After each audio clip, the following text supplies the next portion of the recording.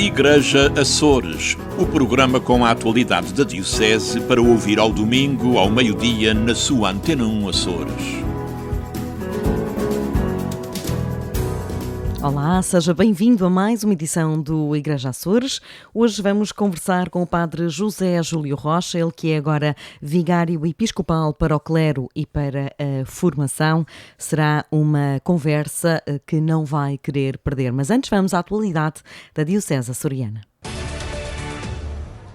A Ouvidoria das Flores vai testemunhar o arriar da bandeira JMJ com a presença do Bispo Dom Armando Esteves Domingues e do quase cardeal Dom Américo Aguiar, novo Bispo de Setúbal. Uma promessa feita há um ano e que os florentinos não esqueceram, garante o Padre Jorge Sousa. Foi planeada quando do seu hastear há precisamente um ano. Em outubro do ano passado, Dom Américo deslocou-se à Ilha das Flores, mais precisamente à Ponta da Fajã, por este ser um lugar, digamos, estratégico. Geograficamente é o ponto mais ocidental da Europa, aqui começa a Europa, ou termina, né? Depende do ponto de vista, mas pelo facto de ter esta oportunidade de aqui começar, há um simbolismo, houve um simbolismo a hastear da bandeira por esta ser a primeira localidade do velho continente. A quando do hastear da bandeira, Dom Américo e as pessoas presentes, nomeadamente os jovens, perguntaram, já que aqui foi o hastear da primeira bandeira, e por que não ser aqui também o barrear da última bandeira? E, portanto, o prometido foi devido, e cá está a Ilha das Flores, preparada para este momento muito especial, e até mesmo muito sentido, principalmente para os jovens, para os cerca de 35 jovens que participaram nas jornadas no passado mês de agosto em Lisboa. Um dia de festa que se espera seja também de partilha. Portanto, para domingo, temos programado às 17 horas, será a concentração na zona de lazer da Fajã Grande, onde se arriar-se-á a bandeira da JMJ.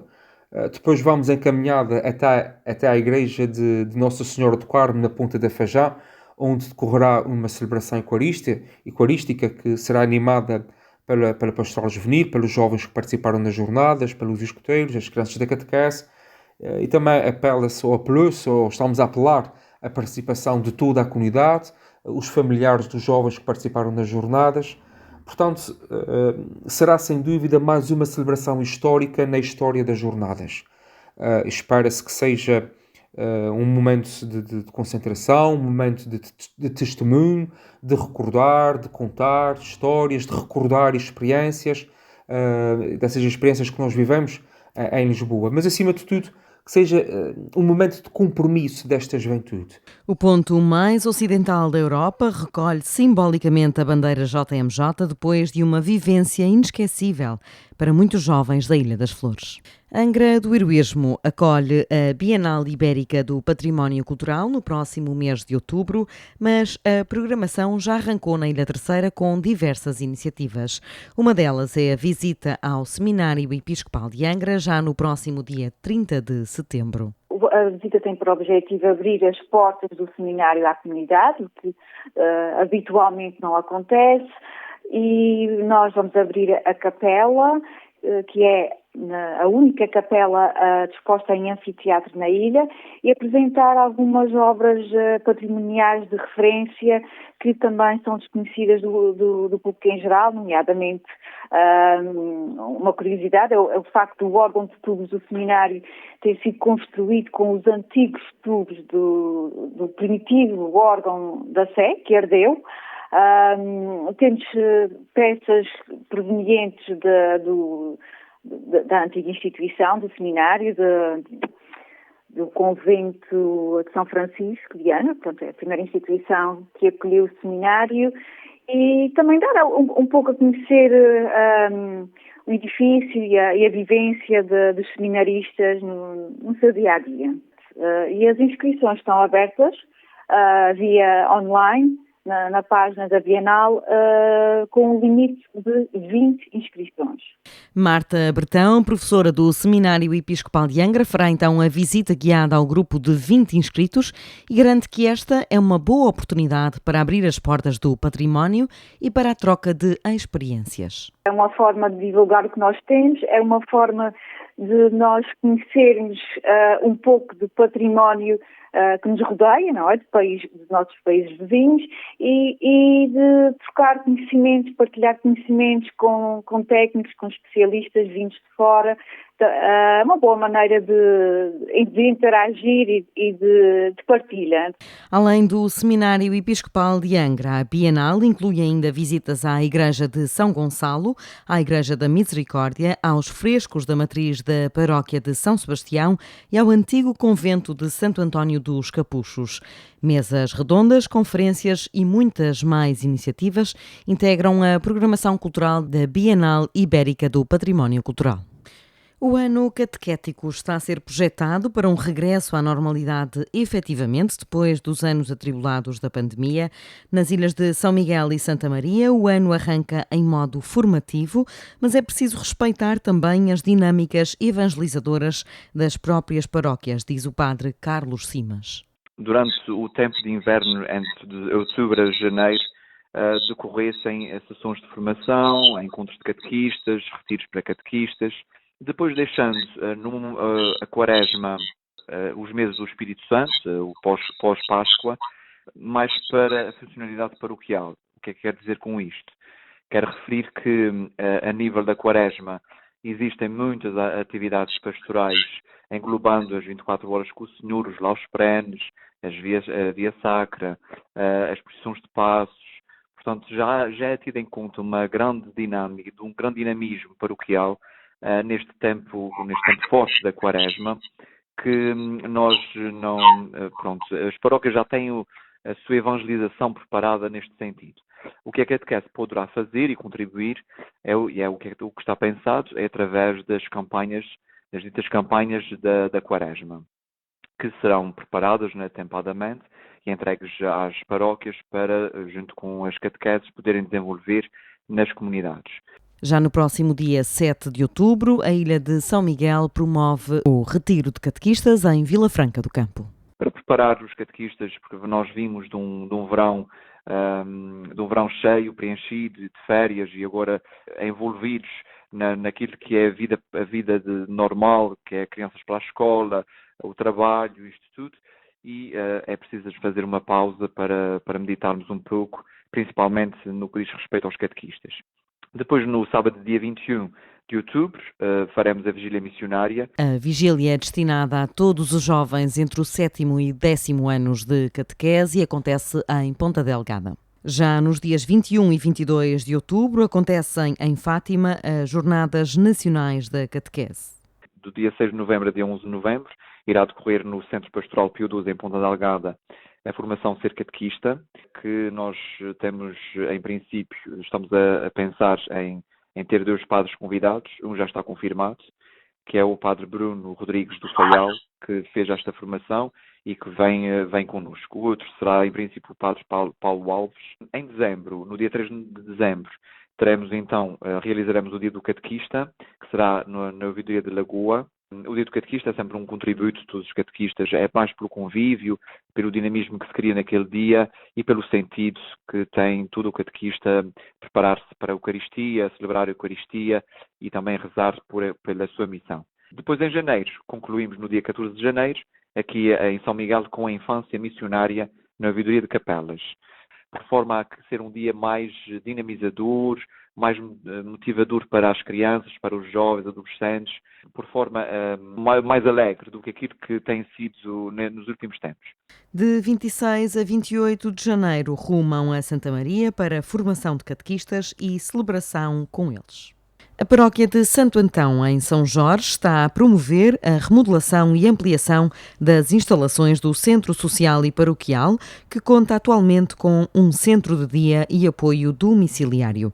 As obras devem arrancar no início do próximo ano e vão dotar o centro de novas e essenciais valências sociais, garante o pároco Padre Dinis Silveira. Vamos construir um centro intergeracional.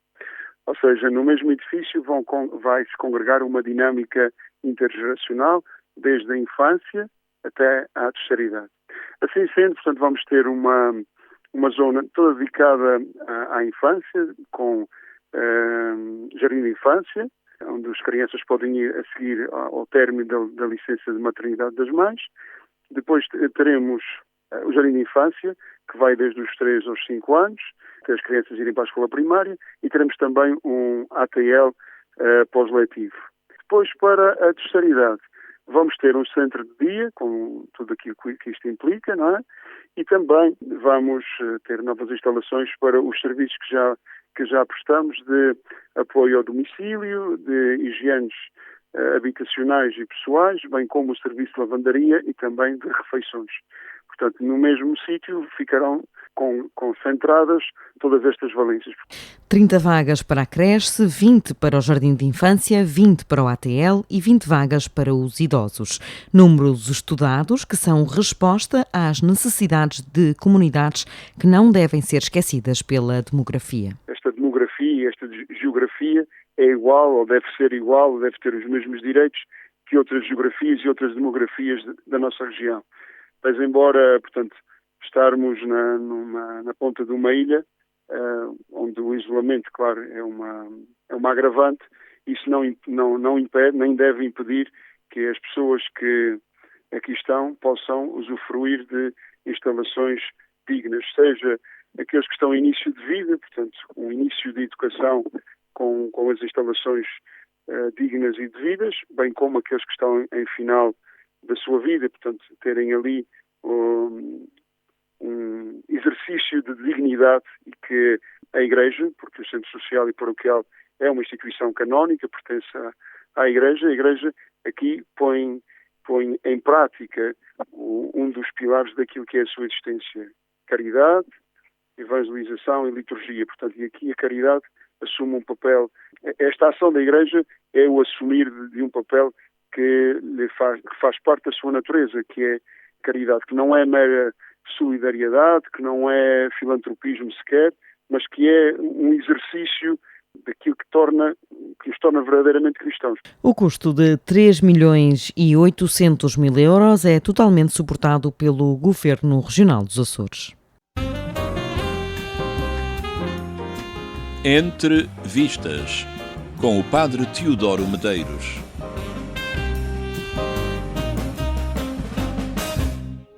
How long should they keep her?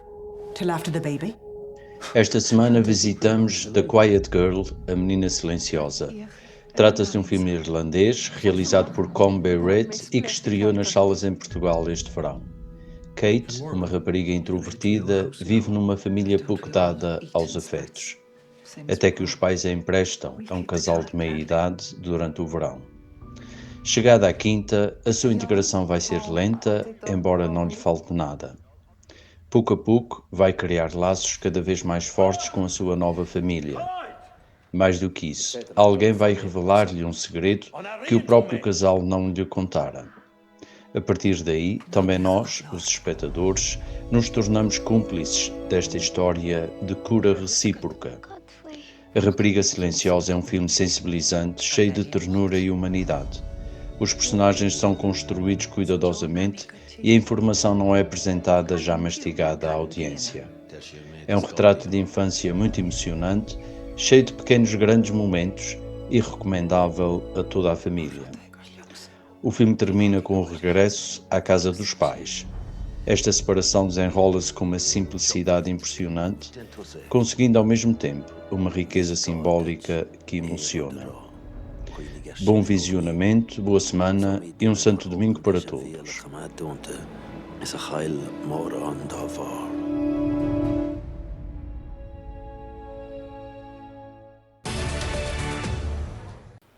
E neste espaço de entrevista, ele já não é propriamente um estreante aos nossos microfones, aliás, já não vinha há algum tempo, mas é frequentador assíduo deste estúdio, o padre José Júlio Rocha, agora também vigário episcopal para o clero, foi nomeado por Dom Armando Esteves Domingues para uma missão que, aqui entre nós e vista de fora, lhe assenta que nem uma luva. Como é que lhe assentou assim?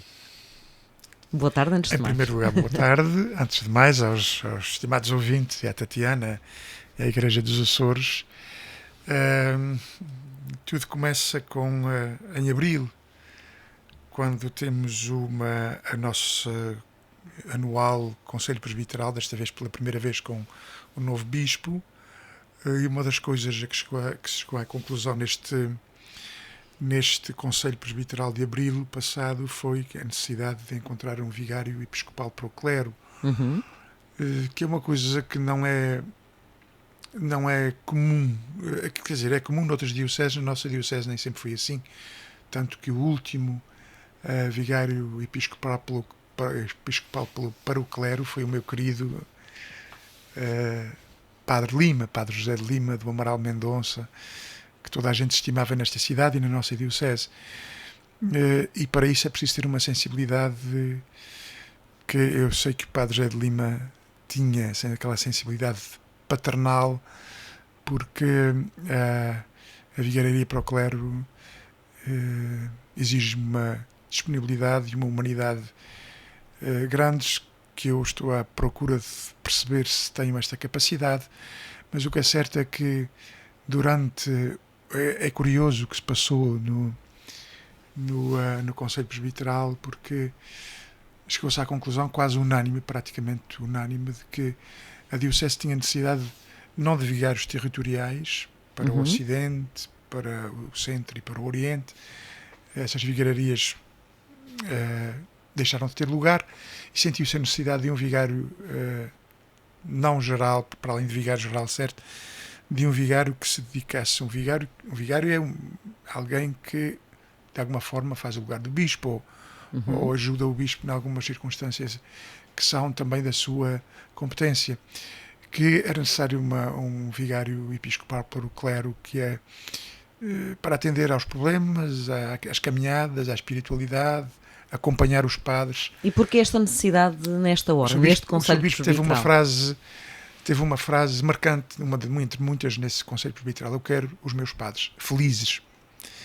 Eu quero os meus padres felizes, evidentemente que numa empresa onde os trabalhadores não estão bem, a empresa não produz o que deve ser. Isso é uma comparação um bocadinho fatela, porque a Igreja não é nenhuma empresa, nem funciona como empresa, mas é evidente que os sacerdotes devem se sentir realizados também, certamente, na sua missão. Primeiro por causa de Jesus Cristo, e depende deles e da sua relação com Jesus Cristo, mas também da sua relação com a Igreja, e como sabemos, nem sempre a relação com a Igreja é igual à relação que nós temos com Jesus Cristo. Muitos dizem primeiro Jesus Cristo e depois a Igreja, mas para nós os cristãos, nós vivemos Cristo na Igreja. E é interessante que quando se chegou à conclusão unânime praticamente de que era necessário um vigário episcopal para o clero, vários colegas vieram ter comigo, sobretudo alunos meus. Já fui professor de praticamente mais da metade dos padres dos Açores, que é um clero jovem, por aí se vê. Já fui professor deles no seminário, e às tantas o senhor bispo chega ao pé de mim e diz-me: olha, veio uns quantos colegas seus falar comigo e foram unânimes. O padre Júlia, que seria o sacerdote mais indicado para fazer os padres felizes, neste caso. A responsabilidade de fazer os padres felizes. Para ser o vigário episcopal para o clero, para acompanhar os sacerdotes. E a única coisa que eu disse ao seu bispo foi: ao seu bispo, a única coisa que eu sei fazer bem é dar abraços. E disse: ora, se calhar é a coisa mais importante que precisa-se fazer neste momento. E eu senti que o seu bispo confiava em mim, os colegas confiavam em mim. Presumo que a minha missão como vigário episcopal pelo clero é uma missão em geral aceite, o facto de ser eu, pelos colegas, não pelas minhas qualidades, mas porque eu também reconheço que tenho alguma capacidade de boa relação com os colegas e com os sacerdotes. É uma tarefa, no mínimo, hercúlea, porque sabemos que há muitos problemas, que há sacerdotes, temos muitas ilhas, temos ilhas isoladas, temos sacerdotes que se sentem sós, temos sacerdotes que têm problemas de vária ordem, temos sacerdotes que necessitam de um apoio espiritual e humano, muitas vezes derivado, como eu disse, à nossa geografia, mas também ao facto de a condição sacerdotal vivida nos nossos tempos pelos sacerdotes mais novos, com as exigências do celibato e de pobreza, de obediência. Tudo isto torna muitas vezes difícil a caminhada dos nossos jovens, que têm desafios, sobretudo os padres mais novos, não esquecendo aqueles padres mais idosos também, mas sobretudo os padres mais novos, que se veem que vêm desses ambientes pós-modernos e enfrentam a crise de uma igreja que está a enfrentar a pós-modernidade, e isso confunde-nos muitas vezes a todos. A mensagem que eu posso deixar é que eu vou dar tudo como amigo e como irmão dos sacerdotes para esse meu trabalho. Isso vai exigir muitas viagens, muitas passagens por aeroportos, porque somos 9 ilhas, e eu devo ser uma presença nessas ilhas, que o meu trabalho já começou também, o telefone também funciona, mas não é só, os abraços não se dão por telefone, por isso já na terceira já fiz algum trabalho, já em São Miguel também já estive com alguns colegas, já falei por telefone com muitos, mas quero formalmente visitar. Começa na próxima semana. Formalmente já começou há mais de um mês, mas eu também sou vigário para a formação, e juntando as duas, fazer um encontro com os sacerdotes de uma ilha, por exemplo, vai começar em São Jorge já no princípio do próximo de outubro, a reunir-me com os sacerdotes todos da ilha, aproveitar uma festa que se faz lá, e depois estar com os sacerdotes, falar com eles todos, programar, acompanhá-los também, porque não sou eu que vou fazer as programações, acompanhá-los também na programação do ano pastoral, sobretudo do ponto de vista da formação. E a formação é das maiores urgências, formação permanente dos padres, mas sobretudo promoção de laicado, formação dos leigos. E uma coisa que eu gostava de falar também aqui, porque também é uma das minhas responsabilidades. Vamos a isso, porque depois de quase 3 anos de pandemia, a formação dos leigos... Muitas coisas pararam, muitas coisas se desviaram. Há formações para os leigos que são espontâneas, que nascem nas ouvidorias, nas ilhas. Temos imensas jornadas de teologia no seminário, as jornadas de ouvidoria na Praia da Vitória, as jornadas bíblicas que o padre Teodoro promove, para além de muitas outras formações, umas mais intensas, outras menos, mas que não formam em si um conjunto organizado para a formação do laicado, que é isso que neste momento me preocupa mais, e é o Sr. Bispo. Precisamos promover o laicado. Sem leigos cultivados, sem leigos formados, sem leigos experientes, sem leigos líderes, não padres em ponto pequeno, mas líderes na sua missão, nos seus ambientes, a Igreja, evidentemente, que vai continuar a manter aquele clericalismo pré-conciliar, onde os padres é que fazem, é que mandam, e os leigos obedecem e ouvem, e é exatamente penso que este é um dos maiores problemas que a pastoral da Igreja vive neste momento. É preciso uma ação concertada, a partir das ouvidorias, em que os sacerdotes e os leigos mais esclarecidos sejam capazes de formar escolas de formação de ministérios para catequistas, para acólitos, para leitores, para ministros da comunhão, para pessoas que visitam doentes, para pessoas que estão nos movimentos da paróquia, e para outros leigos, para que haja uma massa,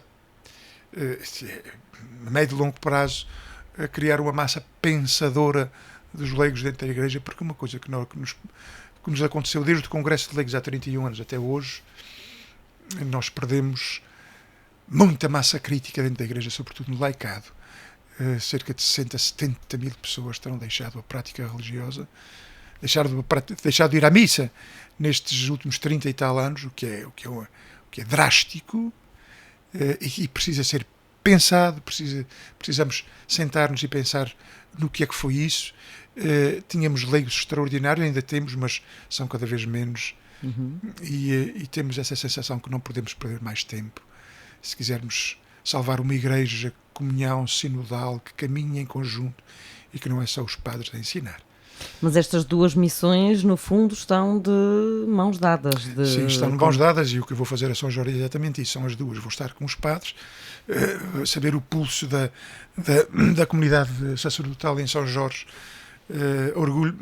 Tenho alegria em dizer que São Jorge tem fama de ser como as pessoas de São Jorge, os cristãos de São Jorge, têm fama de serem aqueles que acolhem melhor os sacerdotes, os seus padres que vão para lá, de todas as ilhas. Não sei se é verdade, se se é lenda. O que é certo é que os padres sentem-se, sobretudo os novos que vão para lá, sentem-se bem, aquelas pessoas acolhem, não criticam, recebem e abraçam. Mas São Jorge tem a sua idiosincrasia, uma ilha, é a Ilha Dragão, a Ilha Serpente, se quisermos dizer, de uma ponta à outra da ilha, uma distância enorme, é aquela distância que vai, os padres estão longe uns dos outros, não é uma ilha pequena nem redondinha como outras ilhas, a geografia também dificulta, mas nós estamos dispostos a tudo, e esse trabalho que eu vou fazer lá inclui o acompanhamento dos sacerdotes, bem como dar início paulatinamente a uma estrutura formativa em que os leigos possam sentir que crescem também na teologia e nas ciências e na sua participação na Igreja. Deixamos já aqui o convite para quando esta máquina estiver oleada, voltar aos nossos microfones e falarmos sobre esta dinâmica que começa agora a ser implementada. É também difícil estar a conversar consigo e não falarmos de agosto em Lisboa, do início da primeira semana de agosto em Lisboa, sendo aliás acérrimo seguidor do Papa Francisco.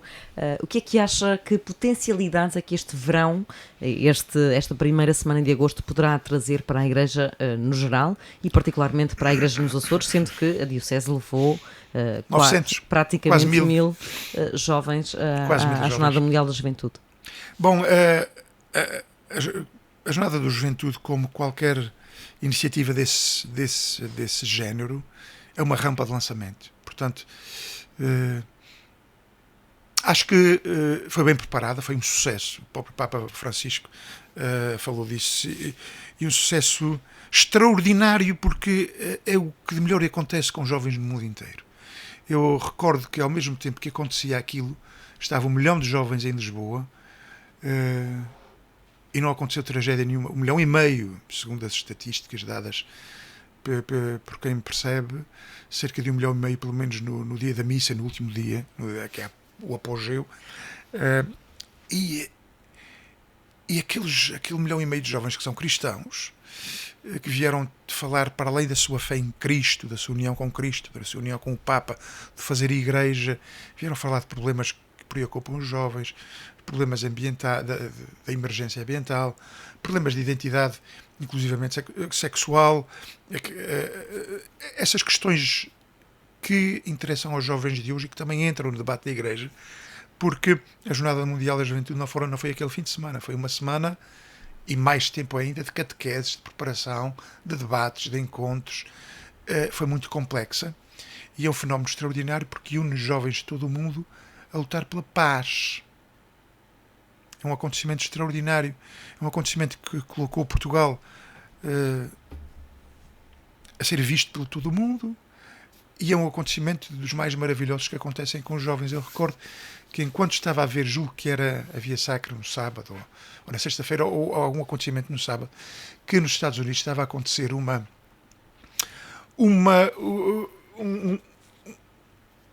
influencer americano que tem mais de 2 milhões de seguidores, mais de 4 milhões de seguidores, tinha proposto entregar umas consolas, uma coisa especial, qualquer coisa, uma festa qualquer em que eram oferecidas aos jovens, e apareceram para aí 3 ou 4 mil jovens numa cidade, numa praça ou numa rua, já não sei, dos Estados Unidos, que já não sei. Só que houve uma falha e as consolas e aquelas coisas não chegaram. Estamos a falar dos Estados Unidos, não estamos a falar de Cuba, nem do Benin, nem do Sudão do Sul. Estamos a falar de jovens americanos.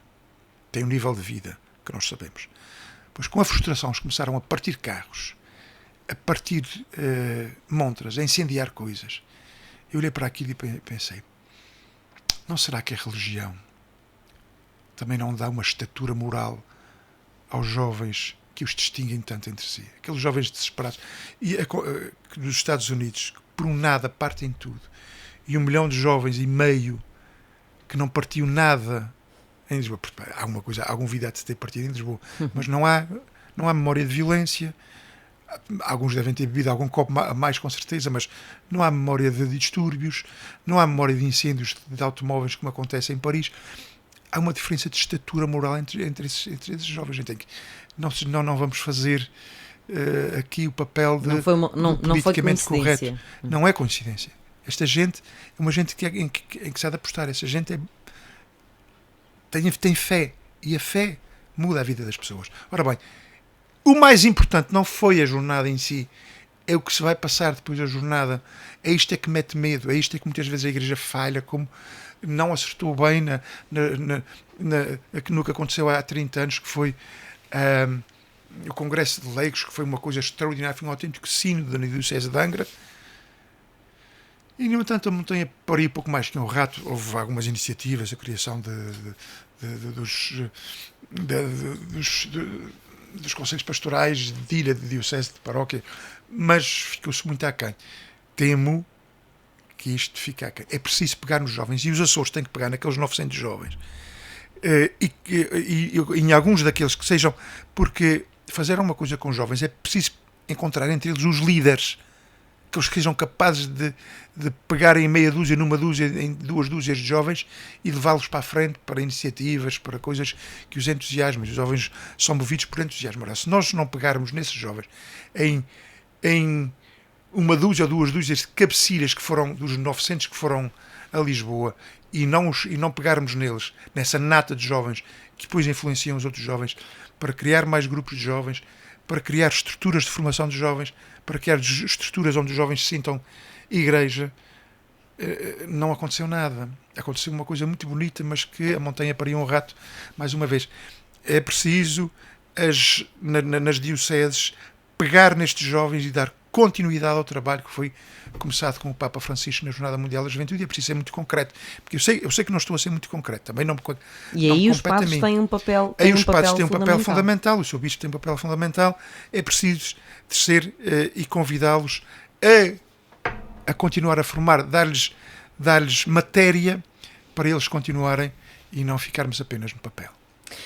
É também assistente da Comissão Diocesana Justiça e Paz. Que justiça e que paz com uma crise económica, uma crise na habitação, sobretudo, que é a que Portugal se está mais a ressentir, e que paz, como se já não bastasse uma guerra com quase 2 anos. Que justiça e que paz. Eu acho que nem justiça nem paz. Há justiça e paz em toda a parte, mas falta justiça e paz em toda a parte. E realmente é preciso nós abrirmos os olhos. Em primeiro lugar, vamos do mais pequeno para o maior. Os Açores, que são uma das regiões mais pobres do país, que têm índices de pobreza, de vários estilos de pobreza muito acentuados. Vive agora uma outra crise, que é as subidas das taxas de juros aumentam os encargos das famílias. Há cada vez mais famílias nos Açores que não podem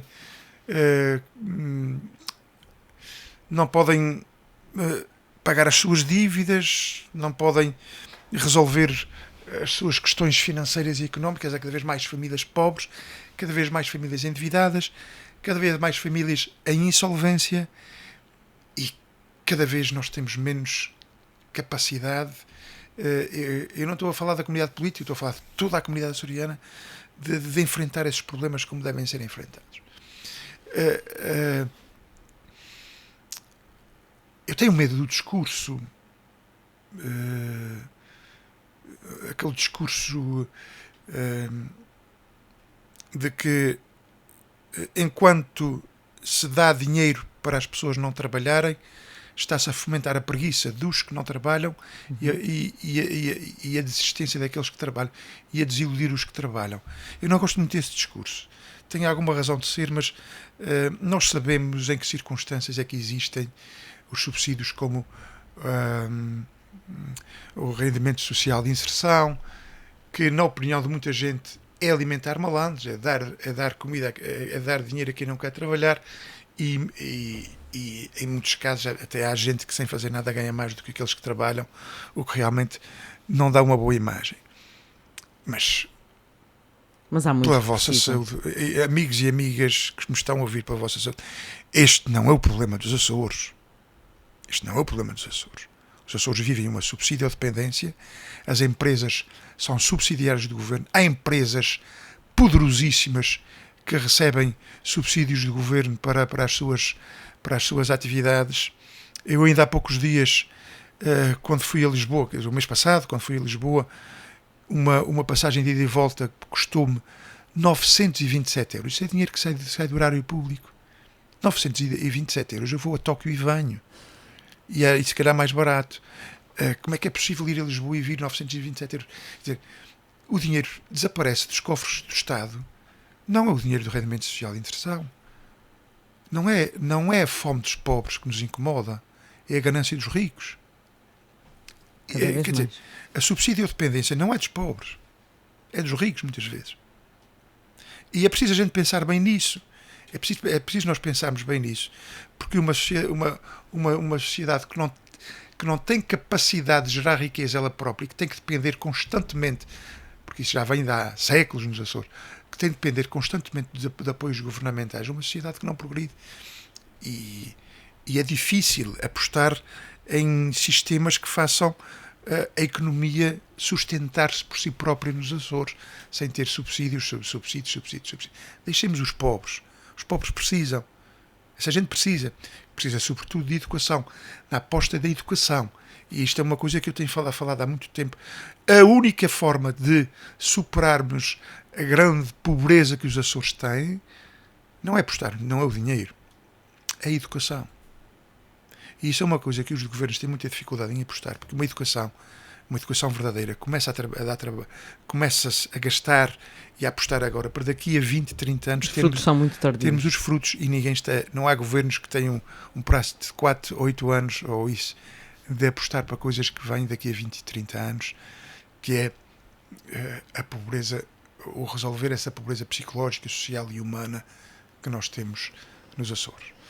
E por falar em apostar na educação, e há muitas teclas que gostaríamos de tocar nas nossas conversas, aliás, tinham que ser três séries de entrevistas seguidas para conversar consigo, Padre José Júlio Rocha. Vamos conversar sobre este seu bebé, que é o Clube de Leitura. Comunidade de Leitores, como é que vocês lhe chamam? Chamamos apenas Clube de Leitura. Clube de Leitura de Angra, que já esteve em vários lugares, agora está... Reunimos-nos no Centro de João Batista Machado, ali ao lado do seminário. A última vez que conversamos era na universidade. Já entretanto já foi para a Terinove. Durante a pandemia, já conversámos sobre isso antes da pandemia. A universidade convidou-nos a sair porque precisava de espaço, depois nunca mais nos deu espaço. Vão lá saber porquê. A Terinove também era uma situação de contingência, então encontramos um espaço ali no Seminário de Angra. E, portanto, como é que está de saúde e como é que vai arrancar este ano letivo, ano pastoral /letivo? É um ano de leitura. Já fizemos estamos ainda a acabar a estrutura. Nós costumamos fazer sempre, escolher criteriosamente os livros que nós vamos ler. Lemos-los por ordem alfabética. O primeiro livro que nós vamos ler este ano é A Utopia de Tomás Moro. É uma coisa, é um santo da Igreja, canonizado pela Igreja, que foi mártir no tempo de Henrique VIII e que escreveu este pequeno opúsculo que é Utopia. Uma cidade se chamava Utopia, uma cidade que não tem lugar neste mundo. Portanto, seria uma cidade ideal. E a gente sabe que os idealismos muitas vezes são problemáticos, mas o Clube de Leitura é uma forma de encontro de amigos. Tem uma paixão comum, que é a leitura. E nós não fazemos a mínima ideia do que a narrativa, a literatura, o romance, a novela, o conto, sobretudo é sobre isto que nós nos debruçamos, são importantes para a cultura das pessoas. Para já, a literatura, na sua forma narrativa, de romance ou novela, é o espaço que medeia entre a teoria e a prática. A gente muitas vezes ou somos teóricos demais, andamos nos compêndios, na Lua, ou somos práticos demais e andamos apenas na Terra, com as mãos na Terra. É preciso uma dimensão bipolar, a teoria e a prática. A literatura ocupa esse espaço entre a teoria e a prática, porque é a prática, a vida contada. Portanto, fica naquele espaço intermédio. E, portanto, ler livros, ler romances, é talvez a forma... eu vou arriscar a dizer isso, é a forma mais fácil de nós nos cultivarmos. É a forma mais mais rápida de aprender, ou mais eficaz da sabedoria. A literatura dá-nos uma sabedoria, porque nos conta a experiência de cada homem, a experiência de cada pessoa, e nos conta, e sem aparatos teóricos, e conta-nos a vida. E não há uma maior forma de sabedoria de conhecer a vida. E quanto mais literatura nós lemos, mais sabedoria, mais sábios seremos, certamente. É nisso que nós apostamos, aliar o prazer da leitura, porque é uma coisa que é agradável, e é quase viciante. Eu tenho muita pena que os nossos jovens... Há uma escultura no Japão, em bronze, que é aquelas tábuas de baloiço, saltar tábuas de baloiço com um eixo a meio. E está um miúdo, um adolescente forte, com um telemóvel na mão, a olhar para o telemóvel, sentado numa das pontas dessa tábua de baloiço. Na outra ponta está uma menina pequenina, tem uma metade do peso do adolescente, com 2 ou 3 livros ao seu lado. E a menina que está no chão. O jovem, muito mais pesado do que ela, está no ar. Quer dizer, os telemóveis, passar o tempo a olhar para o telemóvel é uma desculturalização. É uma estupidificação. E esta escultura está a dizer que ler tem muito mais peso do que pegar um telemóvel e dedilhá-lo. E, portanto, nós estamos numa encruzilhada cultural em que é preciso salvar os livros, é preciso ensinar de crianças, as crianças a ler. Eu fico mexido comigo mesmo quando para chegar uma criança de 1, 2, 3 anos, se lhe põe um telemóvel à frente. É criado, claro, que uma criança de 2, 3 anos não tem capacidade para ler ainda, mas ensinar as nossas crianças, quando começam a ir à escola, a ler, é o grande poder que nós temos contra a ditadura do eletrónico. Como é que este clube de leitura, como é que têm sido organizadas estas sessões? Quando é que ele acontece? Como? Ele acontece às quartas-feiras, às 6h30 da tarde, no seminário, portanto, é por trás do seminário, já na Rua do Rego, no espaço do Beato João Batista Machado. E qualquer pessoa se pode inscrever? Qualquer pessoa pode aparecer.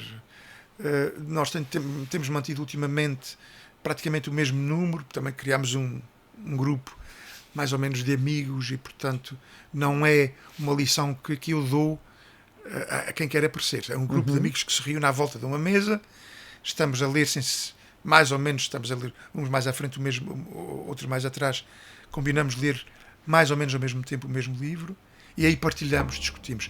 E é interessante que estamos agora a discutir um dos livros mais extraordinários que foram escritos nos últimos anos em Portugal, que é Misericórdia de Lídia Jorge, que é uma pedra preciosa, acho que toda a gente devia ler, sobre a velhice, sobre o morrer, sobre o estar num lar de terceira idade, que é ela que conta a experiência, pela própria voz da mãe, que já faleceu, entretanto, de Covid.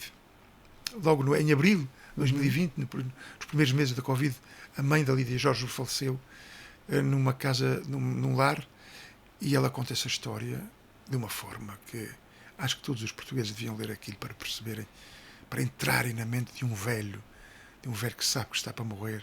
As pessoas pensam que ela é quase um bocadinho louca, mas ela tem tudo presente na sua cabeça. Envelhecer é um drama. E um livro como aqueles, cá está o que um romance nos pode trazer a nível de sabedoria e de experiência. Todos nós estamos profundamente sensibilizados e por mais que tínhamos lido sobre a terceira idade, sobre o envelhecimento, sobre o processo de morrer lentamente num lar, nada como aquele livro nos ensinou tanto. E é isso que a literatura tem para nos ensinar. A literatura, quem não lê vive uma vida, e às vezes não é bem vivida. Quem lê vive em cada livro uma nova vida. Podemos viver centenas, milhares de vidas.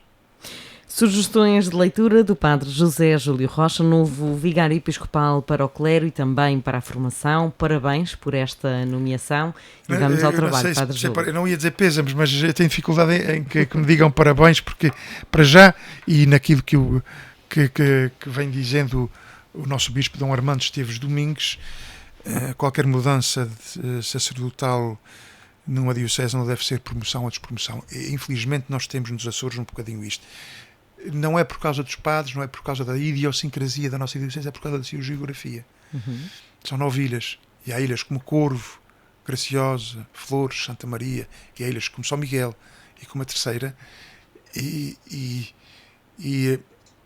tem-se cultivado essa ideia de que alguém passar da terceira para o Corvo ou para Santa Maria é uma despromoção. Não, de todo. De todo, temos de deixar de pensar assim. Até porque o desafio é bem maior. Por isso eu agradeço, mas não considero que mereça parabéns, porque isso não é nenhuma promoção. Isso é um compromisso que eu assumi diante do Sr. Bispo. E portanto, eu tenho um bocadinho esta sensação, e agora vão-se rir, que é, quando me vão dar os parabéns, então é sorrisos à noite e diarreia pela manhã. O que é que eu quero dizer com isso? Agradeço as pessoas virem ter comigo, darem-me os parabéns, porque é uma promoção e tal e tal. E depois, às vezes, estão a ver aquela situação quando às 2, 3 da manhã acordamos e depois temos dificuldade em readormecer e os bichos começam a crescer na nossa cabeça. E às tantas, porque é naqueles vazios do meio da noite que os pensamentos mais escuros acontecem. Pela manhã tem de estar tudo bom, mas é ali. E então aí é que eu penso, onde é que eu me vim meter? Confio no Espírito Santo, confio nos meus irmãos, espero que eles me ajudem naquilo que eu os puder ajudar. Nós temos a certeza que estará na missão correta. Obrigado. Padre José Júlio Rocha, muito obrigada por mais uma vez aceitar o convite para estar neste Igreja Açores. Nós regressamos na próxima semana. Até lá, tenha uma boa semana. Igreja Açores, o programa com a atualidade da Diocese para ouvir ao domingo, ao meio-dia, na sua Antena 1 Açores.